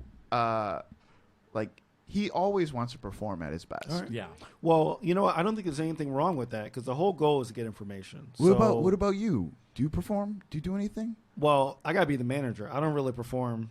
I could be the manager. You could be a performer. You could do all your math tricks. You know what? All those. Do you think? The deception math kinda numbery crowd? things that you do. It's a math kind of crowd. Maybe. I've never seen half the stuff you do. That's actually a good point. Sometimes you write alphabet stuff in your numbers. That doesn't even make sense. I actually do some very hilarious things with quadratic equations. Yeah? I got some good math jokes. Maybe we can go as like a comedian thing. Okay, I'm totally down for that. Okay. When you put X and stuff, it just cracks me up. Oh, not only X, A, B, C. Stop! D, He starts like laughing. all 26 letters. Oh man! So, are you guys going to the tryouts? We're going to the We're going to tryouts. tryouts. Yeah, Let's All do right. it. Yeah. All right. So you all are He's headed. can we call you a math magician? It's so good. I'm down. A mathmagician? A mathmagician. Okay. Yeah. I like All it. right. So you guys are going to the tryouts with math. Yeah. Yes. All right. Excellent. Yeah, kids. We're gonna go try out some math. All right. Speaking of the tryouts, let's cut back to Perrin. So, Perrin, you're the next act out. Yes. So you guys are behind the, off to the side, right, of the stage. On stage right now, there's a guy telling a really long story, and he's got a chicken, and it doesn't seem like it's going anywhere. So, the crowd is cold right now. Okay, we gotta hype these people up. I can announce you before you come out. What do you think? You could if you'd like. What do you? What do I think? Yeah. What would you do? I think that Perrin Underbow, PU, stands for pure adrenaline. Adrenaline. I like it. Melanie, oh, so doesn't count. It doesn't goddamn count. They can't all be gems. I'm saving it for the stage. So, Save it for the stage. how long do we have before we have to go up? Can Like, I mean, this guy's gonna be taken off stage soon. Like maybe a minute. Okay. So is there rafters in this stage? Like, what does it look like? Is Oh it just sure. a- Like let's say that. I mean, there's There's there's no lights. I mean, Yeah. right? Is So, it- but yes, you know what? They have created like this kind of wooden arch, and they've placed some like torches in it. But the torches clearly have light cast on them because they're not going to burn. So there's like lights that are made out of magic. Yeah. Okay. Like a little walkway. I would Sure. like to climb up Mm-hmm. a thing, whatever rafter or beam, and when I want to announce Perrin, I want to propel down Oh. and throw. She never gave me that silver stuff. Well, let's say that. You know Okay. what? You know what? Roll perception. Okay, I'm gonna Yeah. find that. Yeah. Roll. Yeah. roll perception. Oh yeah, that is a 19. Oh yeah. So you track her down. So you're in the Yeah. back stage area, and you're like you got like just a little bit of time, Yeah, yeah. and there's that dwarf, just like with a clipboard, you know, a cold coffee. Hey man, do you have that silver powder we talked about? I have like 3 minutes before my act has to go on. Where is it? Just gonna grabs a jar and hands it to you, and it's got like a bunch of like silver powder in it. Feels weirdly heavy. It's fine. I'm Okay. very strong. Excellent. Yeah. Excellent. All right. So I take this and I kind of like give you a wink because I didn't really communicate what I'm doing. Yep, and she winks. Oh, I'm sorry. Well, the dwarf thought you were winking at her, and then like stops halfway through, like awkwardly. Because she realized you weren't. Her eyes just switching. Yeah. And so I take the urn and I climb up. As you're walking towards it, there's another stagehand or whatever, and like they're standing there right by the edge of it, and you are on your head like you get this whole thing planned. Yeah, like, yeah, I'm gonna this tell whole this whole thing. story, and I got you like there's Pump a the crowd reason for you to up. be here. Yeah, and she just kind of nods at you, and you walk past because no one cares what you're doing backstage as long as you know, like look what you know what you're doing, right? Yeah, and you climb up to the top, and she's now climbed to the top of this arch, Okay. right above the stage. And she's getting ready to. So the other guy's off now. Well, there's a lot of He's booing. dying. Right. There's a lot of booing, and there's like there's like a guy who's running the show and introducing each one, and he's like, thank you, pull them off, and next we have Perrin. And I burst with like the string and the everything and like a cloud of silver smoke, and I go, introducing the perfect unicorn, the pouncing umbrella, the pair of underwear, Perrin Underbow. Throw. Roll me a performance. That was awesome. Oh. Roll it with advantage. That was That's probably absolute the one I'm advantage. gonna Yeah. Hey, but you sell it at the do. beginning. Right, yes. Performance 18. 18's Yes. gonna do it. Yeah. It looks good. So you get your legs like strapped around this rope, and you've just picked the right sandbags, so you're lowering at just the right speed, like not too fast. You're hurling these handfuls of this oddly heavy silver powder, kind of grayish powder, but you're hurling it in big handfuls, and boy, does it look good as it cascades down below. Do you step out while she's doing this? I am stage rear, Mm-hmm. and as this is happening, and there's like a little curtain back at the edge of the stage. As this is happening, I let it kind of fade, and as people are watching it, as it starts to fade, I just kind of glide out from under the curtain and make my way to the front of the stage. Perfect. All right, you throw the last handful of this gray powder out, Yeah. and what do? Do you exit? So I realized that I'm attached to string. Right. And there's In the middle of the stage. And I didn't think about it. And Your foot's kind of like in the loop, right? So you're trying to shake it off. So like, I'm gonna try to nonchalantly climb. Sure. Sure. Roll me a climb. Just drop the glass jar. It clatters on the stage. Oh man, what is the climb? Is it Acrobatics. Acrobatics. Acrobatics, yeah. 14, 15, 16. Okay, yeah. Yeah, so you're up that rope pretty quickly, right? Yeah, and the stage is now covered in this gray, glittering dust, and you step out into the center. What are you doing? So I've got my drum, and I address the crowd, and I say, "Well, thank you very much, Ash, my manager. The person before me was pretty foul. Don't you agree?" They'll laugh. Yeah. They're just like, yeah, we hated that guy. Right. So now, instead of telling you stories, I have great stories, some of the best stories. But today, instead, I felt like this crowd, right now, right here, needs some music. You need to be entertained. Feel free to get up and dance if you are so moved. They don't look like they're going to dance, Right. but they're into it. They're Right. listening. So then I break out my drums. Mm. I'm gonna get into some Cuban Congo rhythms. All right. And so just kind of imagine, like, man, this is gonna date me. Little teeny set of drums. Right. So just imagine like Gloria Estefan, Yep. Conga. Yep. That song. So like, The rhythm is going to get you. yes, exactly. So like, so we're getting ready, and then all of a sudden, I get like some music going, and then I start to perform. All right, excellent. So I would we like you we to- call this in sorry. the South the Tito Puente. I would like you to roll performance. And I would like and remind you that you have a dice 6 if you want to add to it. Yes. So I mean, do I need to add to a 24? No, you don't. Really. No. So you do this perfectly. Like you're kind of teasing in little bits of a story, Right. and then like right, like it's all perfectly timed. You've done this a couple times before. Yes. You know the audience you're selling to. You've got them just in the palm of your hand. It's And- that scene from The Mask where like where all the police officers are dancing. They call me Cuban Pete. And what do you do once you've got them there? So remember, the name is Paranundabu. So as you sit around when the time is right to chant, the thing to chant is P-U. P-U. P-U. P-U. P-U. P-U.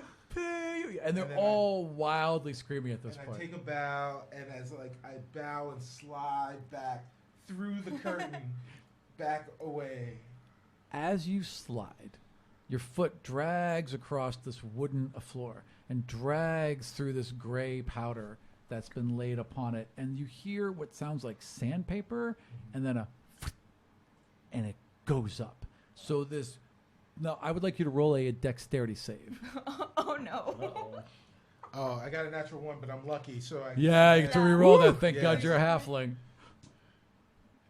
So You still have a dice 6 too. Dex saving throw is 22. Boy, you got man. It's a good thing you're a halfling. So there's like this burst of like pink, like fire, and then green fire, and then blue fire, and there's all these like little explosions, like in a lightning bolt out from you, where she's drug this. You guess gunpowder or whatever it is all over the stage, and it just erupts. It doesn't like catch anything on fire. It just kind of like is a lot of smoke and light, and the audience goes insane because it looks like you did it on purpose. And it just drew a little trail as you're going out. They're all shouting "P.U. P.U." and before you're even off the stage, they're already running up and being like, "Yeah, you guys are in. So be here tonight." And they tell you where to be this evening, and you guys are all set up. You're in. And then I look at Ash and I go. I finally give her wing back. So the camera kind of slides into this last little bit of flame that's appearing, and it's just like this red ball of fire, and then instantly shifts to this woman's finger as she's pointing towards what was the contact's name? Towards Melanie and Naral. Yes. So a little bead of fire fires off her finger. You are about 30 feet away. Can I run over and put up my shield to guard Melanie? Take it, to take the hit, or to guard Melanie. You can guard one of them, right? So you could like tackle one to the ground and protect him with your shield. Or you could try and intercept that little bead of fire. Because I have a feeling that little bead of fire is going to be a big bead of fire when it hits something. I mean, it would seem sensible. Like anything being a bead of fire fired from someone's finger towards people is not going to be a hug. Yeah. I'm going to try to tackle the drow I'm going to try to tackle Noral. Okay. There is a fountain nearby. So you could try and tackle Noral into the fountain. Now, that's going to leave Melanie exposed to this blast. Could I tackle the elf throwing the fire? Already left her finger because you didn't see her in time. Okay. Yeah. It's like that little couple slow-mo seconds where you can, you know what I mean? Yeah. We gotta get whatever the contact needs, so I'm gonna try to tackle him. Okay, so you're going to tackle Niraj and leave Melanie to her own devices. I'm gonna yell as I'm tackling. Sure, fair enough. Okay. Everybody down! I would like you to roll athletics. Ooh, boy. Oh, good. Only a 7. Oh, okay. So you run and you're like, get out of the way. Oh. Okay. Well, Melanie heard you in time, and Melanie turns and like leaps and just makes it into the fountain just as this little bead of fire is approaching. But Zaraj turns not Zaraj, sorry, that'd be really easy. That would be awesome. Naral turns, his eyes widen, and this bolt hits him, and he just explodes into a ball of fire. Oh my god. Oh. Jeez. Could be okay. I have healing. Sounded like a lot of dice. He exploded.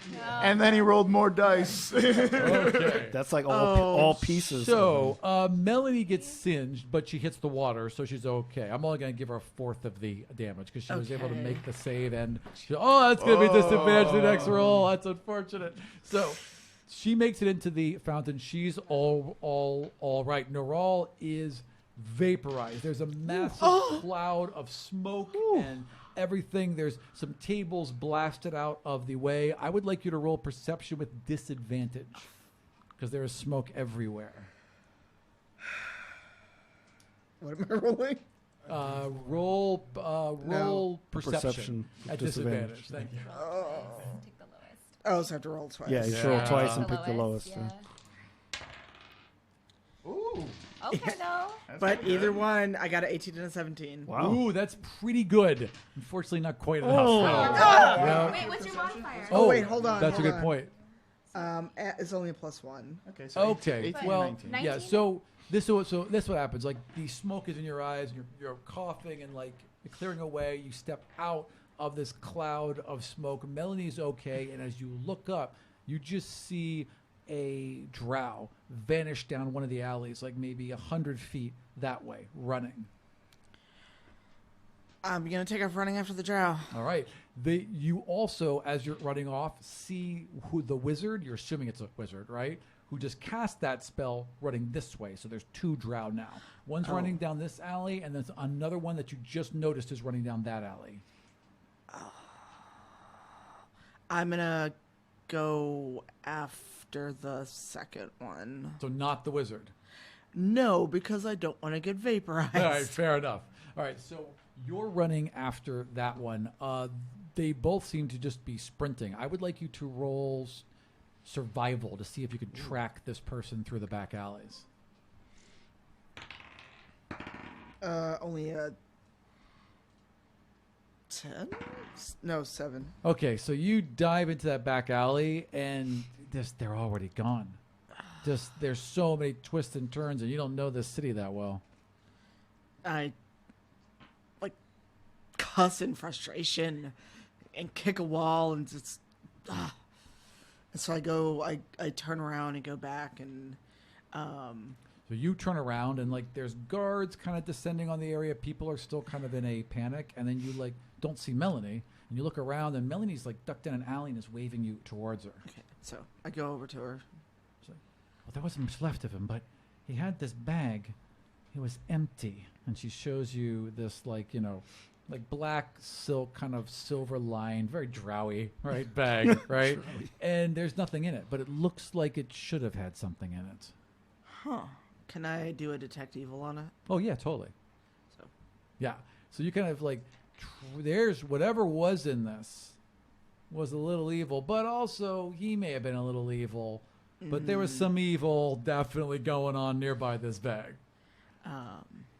Did you get a chance to find out what it was he had? I don't know. He just said it would be helpful. He just said it would be helpful. That could be anything. It could be anything. He was really scared and nervous, and he said that the Xanathar was onto him, but also his group was onto him. This group of drow. Oh, it's so hard to say. It's like, God damn it, it's another French thing. Bregan d'Arth, Bregan d'Arthy or something. Bregan d'Arthy. Bregan d'Arthy, is that it? Yes. Okay, great. Sounded confident. Great. He's with the Bregan d'Arthy. I believe he was working as an agent for the Xanathar. They must have found out that he was double-crossing them. I don't know. Well, I just got a little bit from him. Oh, he said it was a stone. I saw it. I know it now because he tucked it in just as I was sitting down. There was a top of this light blue stone. That must have been what was in that bag. So I wonder who got the stone or if it went up with him. I don't know. If the bag survived, I imagine the stone would. Well, let's go look. Where do you want to look? Where you kind of make a circuit around where you were sitting in case Sure. there's still guards. Yeah, I mean, people are like gathering and like the guards are trying to clear the area, but right before you can do like one quick sweep. So roll me an investigation.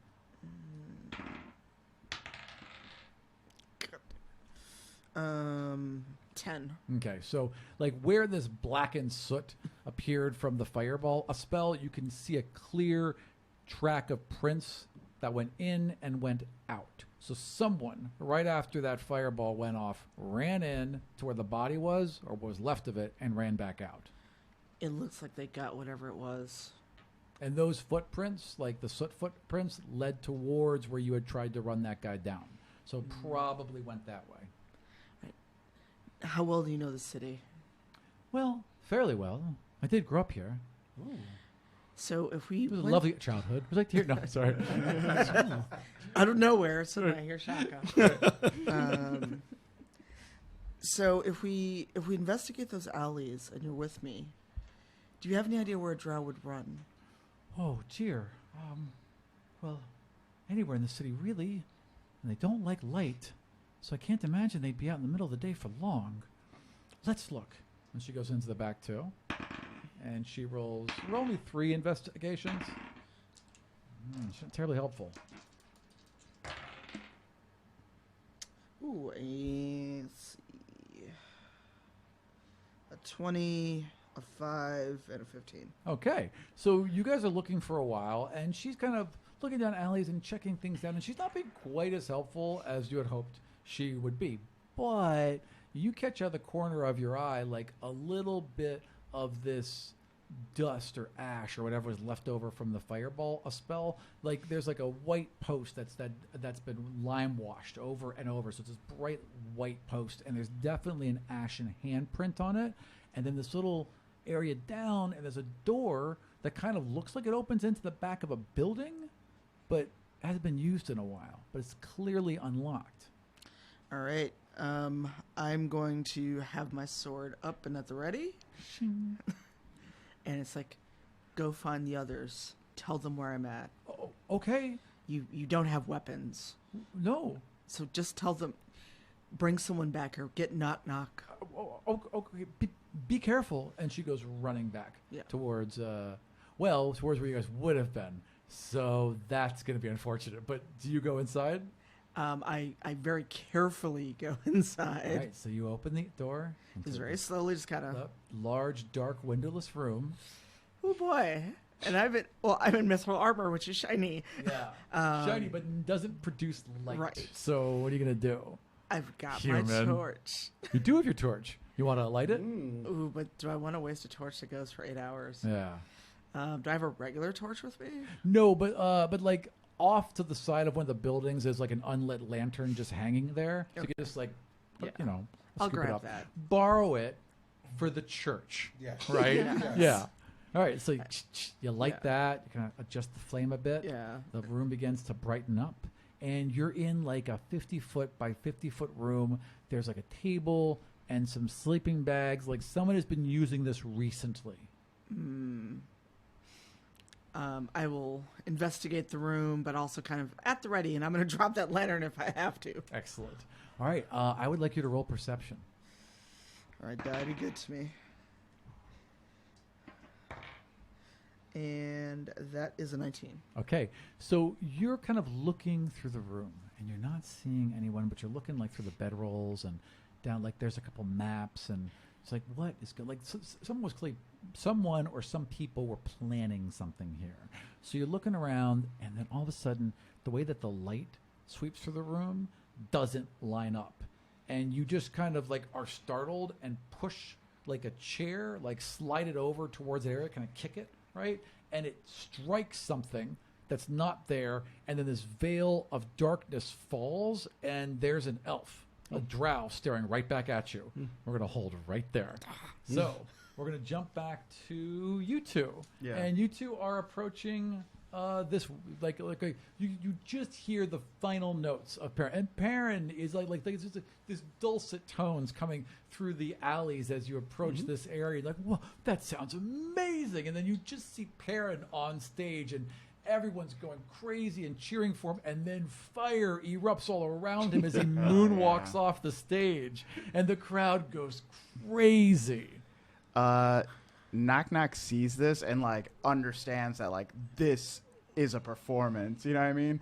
It's like when you think you're a good singer in the shower, but then you see like Celine Dion, and you're like, oh man, I can't do karaoke.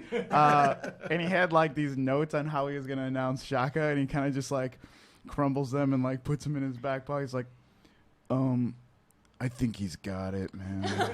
I mean, that looks pretty cool. It looks pretty awesome. But it's not a math joke, is what I'm saying. It's not. Wait, you were going to do math jokes? Math jokes. Oh, I thought you were going to perform. Yeah, that is performing. I what mean, do you that's think performing is. I like it. You know what? Should I pull out my notes that I was Well, going you to crumpled them up now. But I can. He takes it out. He starts like. Now it doesn't look professional. I You're had gonna, some you're good gonna stuff. Introduce a crumpled notepad. I had some good stuff on here though. I'd be like, ladies and gentlemen, because that's how people, it's a performance thing. Ladies and gentlemen, it's a sign of the times, and I would do like a thing, a sign of the times to be obtuse when you see a new obtuse. You know what that is. When you see a new act, but this guy is really a cute performer. Shaka the magician. And it would be, I mean, I was picturing like coats and lights and like backup dancers and stuff like that. But I don't know. I don't know. Math magician, and there's a little puppet on a table nearby. Are we that's talking kinda to the- swung around to? Oh, a math magician, you say? Crosses his little wooden leg and lifts his little wooden hand. Yeah. Yeah. You all performers. Yeah. We're performers. Tack, tack, tack, tack, tack, tack, tack, tack. Haven't seen a math magician before. Tack, tack, tack, tack, tack. It's true. It's a very special skill. Do I see like the strings on this Perception. puppet? Yeah. Or am I like freaked out? It's like a freaking like, oh god. You see nothing. You don't know how this is happening. Like you don't know how this puppet is working. It doesn't make any sense right now. Like there are no strings to hold him down. Like, it doesn't. Yeah. Yeah, I think Knock Knock, like his like the neurosynapses in his brain just start like kicking in overdrive, and he's like learning. He's like picking up stuff right now. Yeah. Gentlemen should always have a hat. Ooh, yeah. Little hat. That's cool. Okay, I am freaked out by this thing. Like, I am literally like, I think this is some kind of like demon, or I'm like, what is going on? Yeah. Knock knock. What is this thing? This is a puppet, man. Because I'm about to try to kill it. This is the best way I to don't learn. know what it is. I don't know if Kill me. Yeah, don't kill this guy. It's not a guy. What are you talking about? Excuse me. It's a toy. What's Look your at name? it. What's your name? Well, man? my name is Richard Stickleson. Dude, how lucky is this guy that his last name is Wood and Yes. he's made out of wood? It was like I was destined. This dude's Destin. And like he takes his hands and they end in matches. And he goes. Oh my god. Oh, he can only do that once or twice, man. It's diminishing returns after a while. Okay, Woodman. Are you performing tonight? I was like, well, we both are. And then out from under the table, it's got like a little, curtained area, and the puppeteer leans out. Oh, and when he leans man. out, you can see like there's like little wooden dowels up from under the table, pushing up the puppet. So I start to really calm down because I'm like, oh my god, like Right. my heart was racing because I literally thought this was like. Knock kicks the dust like underneath. Like yeah, okay. The puppeteer sees you do that and like reaches back with a toe that you can't see, and as he's talking to Shaka, has the puppet kind of turn and wink at you. Oh. he like just like holds it in like. It's like when you get the feeling that Santa Claus isn't real, Yeah. but then like the carrots have bite marks in them, and you're like, what? Carrots? Yeah, like the Santa Claus reindeer. for the reindeer. Oh, for the reindeer. Did you leave carrots out for the reindeer? Yeah. Did you guys all do I that? have not. I have not No. heard of this. It at was all. cookies for Santa, right? It was cookies for Santa, but also carrots for the reindeer too. Did But your the mom, reindeer like, don't take- come in the house. You Yeah, leave but it he on the did- rooftop. You know what, man? I was stupid, okay? I was a stupid whatever, man. Did your folks like take bites out of both the carrots and the cookies? I think so, I'm yeah. just thinking yeah. about Yeah. reindeer squeezing down the chimney. one Right. after another. Hey That's a guys, good they have question. carrots. That's a good question. That's a real good question. I don't know why I didn't. Hey, kids. I just want to have a Santa fun is game. real. Yeah. Santa is real. Carlos believed about Santa until like 5 minutes ago. He was just processing. Wait, what? All right. Okay, so what's the ventriloquist's name again? I'm sorry. The ventriloquist's name is Richard Stickleson. Oh right, Richard. No, No. his name's Fern. That's a dummy's name. No, name. the dummy's name is Richard Stickleson. Damn it. The ventriloquist is Fern. Is It's Fern. Nicholas. Dickerson Richard. His name's It's Nicholas. Nicholas Fernsberry. Fernsberry, Nicholas yeah. Oh, okay, all Fernsberry. right. So what? At your service. Okay, so, Check the tape. Is that the right? Yeah. okay, so it looks like we got some time because it looks like that there's a big performance going on. We're a little worried because we heard about this guy named Zarash that was going around. Zaraj the Hunter. yeah. Zarash He the also Hunter. goes by Garage. And Mirage too. we yeah. heard. Well, And I haven't heard Dressage. that. He has many names. Yeah. I haven't heard that, but I have heard many tales about this orc. Oh, really? Quite a folk hero around these parts. Folk hero. Why Yes. is he a folk hero? Does he take out bad guys? Takes money from bad guys to take out other bad guys. What? Quite popular amongst the locals here. Okay. Do I'll- the job that the constables won't. Well, I would love to try to meet him.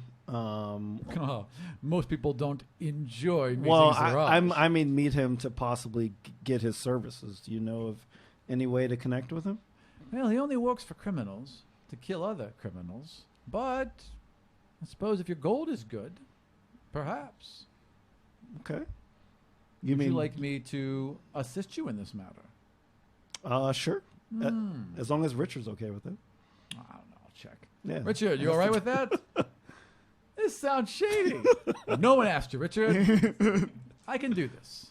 I'll need some gold, of course, to spread amongst some people's palms, get some information, loosen the lips. Okay. How much gold? 10 gold should be plenty. 10 gold? Depends on. Man. Look, you can have something done fast, or you can have it done good, or you can have it done cheap. Okay. Pick two, right? Fast, cheap, good. Yeah, Yeah, pick two of those. Okay. Can I roll persuasion to get Yeah, him sure. to Totally. 20? Nat 20. Yep. All right. 5 gold. All right. I think 5 gold. Can we split this and each give him some? Knock knock. Yeah, for sure. Okay. All right. Do you have any gold? Yeah. Okay, good, excellent. Yeah, yeah. Oh, All he right, always so you has give gold. him 5 gold, and he just was packing up because he had already performed. So yeah, he's good. Like, how can I reach you? Where are you staying? We're staying at the Jade Rose. All right, I will pass along word as soon as I have it. Yeah, cool. Yeah, you can stop by whenever you want. You're talking directly. Yeah, I'm talking to the puppet. For those listening to the podcast, I'm talking to a puppet. Well, we're here in the room with you, and we weren't even. I was looking down at the ground. I was like, oh yeah, anytime you want to stop by, just like swing by. That's really cool. I mean, like if you got friends, they could probably also teach me stuff. Yeah, I'm really bad at geography. As he's packing up, and he's like, not paying attention, just kind of talking, just like too shocked. Well, I'll meet you guys later, and he has he kind of slips his hand in the back, and he has the doll, well, not the doll, but the puppet stand up, little bow, and then tip his hat to you. Tips his fake hat as Knock well. knock tipped his fake hat to the little fake puppet. Yeah. All right, excellent. And then it is gathered up and placed into a trunk. Yeah, we start walking away, which I'm like, hope that trunk has some air holes in it. Yeah, and I'm still like, so I'm kind of feeling two things. One, even though I know the puppet is fake, I'm still freaked out by it. Yeah, I it was a still good act. I can't really look at it straight. Like during the whole thing, I'm kind of turned away from it. The other thing I'm feeling is I'm literally like disappointed that I don't get to do any math jokes. No, it's fair. Because I spent our whole walk kind of thinking about them. Man, I was writing them down a little bit. You can just bounce some of those jokes off me. Are you sure you're ready? Yeah, I'm totally ready. Okay, all right. What did the parabola say to the line? The wobbitable? What did you call it? What did the parabola say to the line? I don't know, man. What did he say? Stop being so straight and have some fun with the curve. Oh man, that's insane. The hell's a parabola? I don't hear you laughing. No, I'm It's laughing. a joke. No, look good, man. It sounded good. One dude in the background with a protractor, like, ha! See, there we go. Oh man, There we go. Before my time, I guess. I think it was before I was born before parabolas, or maybe after. Okay. I don't know, man. Shoot another one my way. Well, you know what? I'm going to train you. You're going to become my math apprentice. Hell yeah, let's do this. Give me another one. Oh, have you heard this one? Okay. Why was 6 afraid of 7? 9, 10, 11. I'm assuming that's the second part of 7, 8, 9, but What? I like it. Oh, that's even better one. No, but you are evolving the joke. I like that. You're bringing it to the next level. Thanks, man. You're surprising people. I just multiplied them together, and that's what I got. Wow. Not what multiplying is. So you guys are, well, actually, Perrin would have just been coming, mopping his brow, signing autographs as you're already trying to keep people away. So, I'm trying to keep people away, but I also, because the winning prize was 500, but I decided to get a tip jar going. Nice. So I fielding people, but Chips has a tip jar around his neck too, and I have a tip jar on my neck. In the raccoon. Nice. Yeah. He's in the raccoon suit. Yeah. His mouth filled with gold. On it. Yeah. I'm collecting tips for Perrin. Chips made more. Yeah, Chips of course, made more of tips. course. Right. And there's also a couple hotel numbers of people that have dropped in wanting to meet Perrin. Yeah. Mm-hmm. Yeah. Yeah. It's my adoring public. Ash, Yeah. you definitely have a future in management of bards. Oh man, I can't wait till I could be a bard too. You- Bardic management. Boy, that just sounds so exciting. Is that a special subclass? Yeah, right. Bardic. That's like a Bachelor of Arts, bardic management. You did so good. It was a team effort. Yeah. Really. So I must thank you, because if you had not put down The sparkle dust. sparkle dust, Yeah. looked like magnesium. It might have been honest. Felt like magnesium. It smelled like magnesium. Yes. I want to say sparkle powder, but it doesn't really translate how unsafe I feel. All right, so you guys see Knock Knock and Shaka gathered there as well. Oh, well, hey, it's nice to see you, gentlemen. Hey, Knock, knock. great job, man. Oh, thank you. Thank you. Killed it out there. Yeah, you did. This is, as some would say, what I do. And there's someone like behind you now, like just taking measurements. And there's someone else with a clipboard, just 2 gnomes going around you, right? Yeah. Right. Yeah. Lift your arms, please, sir. Yes. Thank you. There we go. There we go. Excellent. There we go. You were really good. Well, thank you. Wow. Big thumbs up, and they run off. Well, I mean, we just caught the end, but it looked incredible. But guys, Yeah. we got some information Oh, that is wonderful. on the guy that tried to murder you.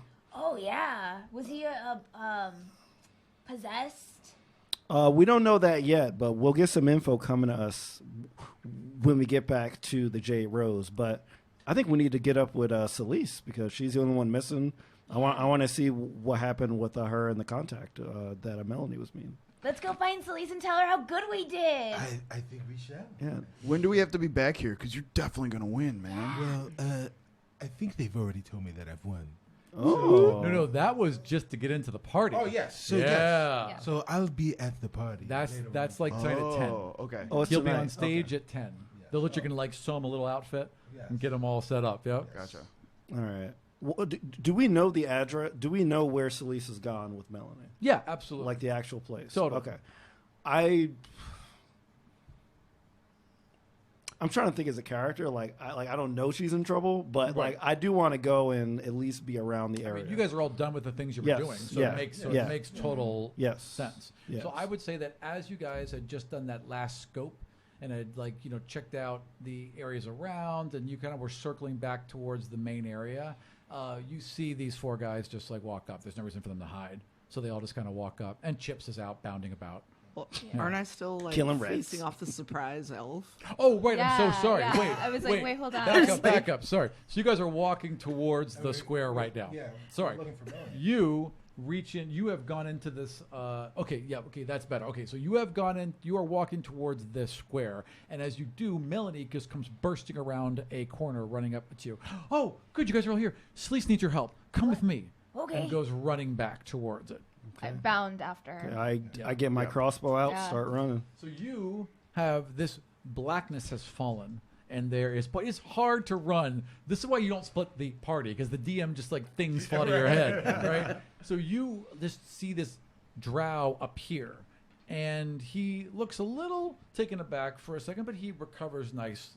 And he's got his hand on his side, where he's got a short sword in one hand, and what looks like, you've heard of these, but you haven't really seen one, a pistol in his other hand. These drow have been known to be experimenting with this thing called gunpowder. And he's got a weapon in each hand and just kind of looking directly at you. Persistent. Yes. You're about 30 feet apart right now. Yes, it's something my trainers liked about me in Temple. I can see why your kind would enjoy that. I really must be going, though. No. No. We should talk. Well, I allow my actions to speak for me. And he goes to raise a gun. Now, you can act first because you surprised him. Can I throw a holy smite at him? Yeah, you can throw a Holy Smite at him. Absolutely. Oh boy. Are you just like hurling something with Holy Smite at him? Or are you or are you sprinting towards him to hit before the gun comes up? Ooh. Now the question is, what's out of character? Would Celise know the damage a gun could do?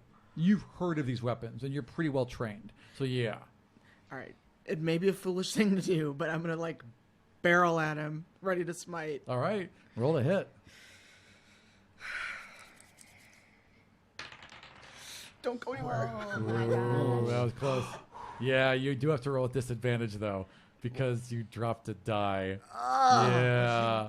I'd like to Yeah, I point thought she out. did. Oh, she did roll a disadvantage. Oh, you did Yeah. already. Yeah. Never mind. Yeah. I like to point out that Carlos brought that up. So Carlos tried to sabotage. Did it. I bring it up? Yep. Yep. You definitely did the face yeah. Oh. Yeah. So it's Saboteur. At least that's how I interpreted it. Was that not what you were doing? Oh, I thought you were gonna say something about it getting close to the table. Oh, I was no, like, yeah, no. no. I was just like, Oh, no, I you're like, you I were was like, no. you were like, oh man, like, is that something? No. It's like the telekinetic power. My fault. I totally accused you of something you did not do. Sorry, I'm making sure I don't mess up my to hit. It's a 14. Yeah. So you unfortunately don't hit. You go in there to basically lead with your shield and just imbue it with all of Tyr's energy. And you're going to get a swipe at him, and he just steps back just in time. So as the shield swipes past him, you see the gun lower towards you. Oh, Oh my god. wait, I get a second attack now because I'm level 5. Yes, you do. So Sweet. just as this gun is lowering, Can I dodge? is there anybody to dodge in 5e?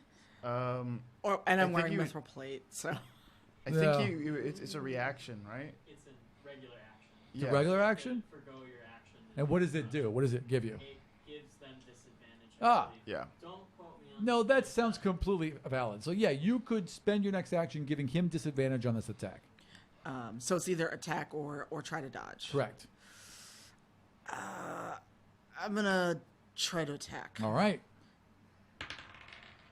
Nat 20. Oh, Yeah. okay. So you miss with your shield. He leans back and he's bringing up this gun right to your face, but you've used that momentum to bring your sword around. So I would like you to roll damage, double damage from the sword, and then your thunderous smite. I believe you were doing. Sweet. Yes, might have to look and see what that does. It's gonna be loud, is what's gonna do. Thunderous smite is You loud. all will know exactly where Yeah. I'm at. All the bullets go off in the chamber. Smite is not listed here. Crap. I know I had it. I goofed. Oh well. You done goofed. I done goofed. It's It's definitely more damage. okay. So I know Thunderous it's D8 goof. for my sword, and I think it's a D6 for smite. Okay. So I'll roll it. 9, and I get +4 on damage. 6, so 10, 17, 12. 10, 17, 12. I'm sorry. 10, 11, 6. All right. So 10, 11, so it's +6, so 17 total. Yes. All right. So your sword just comes up, takes his hand clean off at the wrist, and there's a thump, and the gun hits, and there's a bang. He's going to try and get the fuck out of there. I'd leave too. I would like you to roll perception. 17, I think I get a +3 on that. Hold on. My perception, actually, yeah, no, +1, so 18. Okay. So he is trying to run. He's now like running for like a back stairwell, and he's reached into his pocket, and he was like, "Just take it!" And he hurls something out of his pocket and like out the window. So now it's like gone into the street as he's running the other way. Can I tell it was like the blue? Yeah, sure. Yeah, you could see it was a blue stone. Absolutely. All right, so I probably stupid to ask, but if I try to dive out of the window, how bad would it be? Well, I mean, you're like, let's say that you're only on the second story. So yeah, if you rolled a successful enough acrobatics, or athletics, you can pull this off. 2 stories. Nah, my dex is not good. Fair enough. So I'm gonna I'm gonna let The him go. fastest way would be the way you came in. Yeah, so I'm just gonna double back and book so I can try to find that So you stone. run down these stairs. You burst open the door. There's a couple people who have gathered and are looking at this thing, but otherwise than that, Step away from that. they see a paladin of tears saying, "Step away from something." It's like, "Oh, it must be evil." Damn. Okay. So they all step away. Right. So I take the stone. There's an oblong stone. See, oblong came into play. There's an oblong stone that is like light blue and has 3 carved eyes in a row on top of it. So there's like 1 eye, 2 eye, 3 eye, all closed on the front of it. So I carefully pick this up. It's just like I pick it up because I don't have that bag, right? Yeah, this so is you. So I carefully pick it up and kind of try to fold it in a wrap of my cape. Totally. And I turn around and I'm like, "Oh, hey guys." So as you're kind of folding it up, your thumb just brushes over the smooth, kind of almost marble surface of this rock, and all 3 eyes open, and you are just flashed, and you're just in this deep ocean, just floating in the middle of it, blackness all around you. I try not to panic because I'm wearing plate armor. You don't feel. It definitely feels like a dream, even though like you feel like you're there, but it definitely feels like a dream, so you're not unsettled by any of it. Okay, so it's not like, oh God, I'm something in the ocean. Right, exactly. It's like you feel no need to breathe. You feel no panic about being underwater. It doesn't even feel cold, even though you're clearly deep under something because you can't see the surface. I just try to can I try to surface? Yeah, so you start to swim upwards. So you're just swimming and swimming and swimming upwards, and it just feels like you're not moving. You have no perception and like there's nothing to look at. Like, so you don't know how fast you're going or if you're going anywhere. And then a blue glow just begins to form in front of you and seems to be growing towards you. I'll go toward the glow. Okay, so you kind of swim a little bit closer, and then it gets bigger and bigger and bigger, and eventually you realize it's like some sort of like trailing tentacle or like forehead prong with a big glowing blue light, and then behind it is this massive creature, a huge monstrosity with 3 eyes lined up, and this little glowing tendril off its forehead just brightens and brightens, and you have to guard your eyes, and then boom, you're right back in the street holding this rock with 3 closed eyes. And I look around, it's like, okay, that was really weird. So I just wrap it up in my cape and make sure not to touch it. Excellent. And I turn around, it's like, hi. So I found what I think we're looking for. Who are you talking to right now? I turn around and see Shaka. Oh yeah. They're all, so you all are coming into Right. this as you see her stand up, wrapping something in a cloth, almost like you would swaddle a baby, and then turning towards the rest of you. Everything okay, Celise? Oh my gosh. I got Breathe. found Breathe. the Breathe. you. Breathe. Oh yeah. Deep breath. She just goes and sits by the fountain. Deep you know. breath. It's okay. We should go back to the hotel. Oh, what's that? Water. Thank you. You get water. With some lemon and a little sprig of cucumber if you have it. Thank you. Melanie. It's been a day. Really? You don't say. Well, what you got there? Yeah, was that a baby? You, You find a baby? Like a, did you have a baby? Well, I don't know what that is. Do we have a gang son or daughter? Little crew baby? Yeah, crew baby. Celise just starts walking toward the hotel. You just leave us. just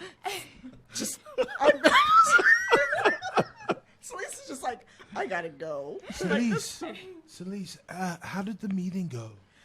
How did it go with the guy? She's like covered. She's covered in him right now. Like, my once clean armor is covered in black soot. Celise is just like, should have never left the temple, man. And she's just walking like, follow me if you want to know. Just follow. Yeah.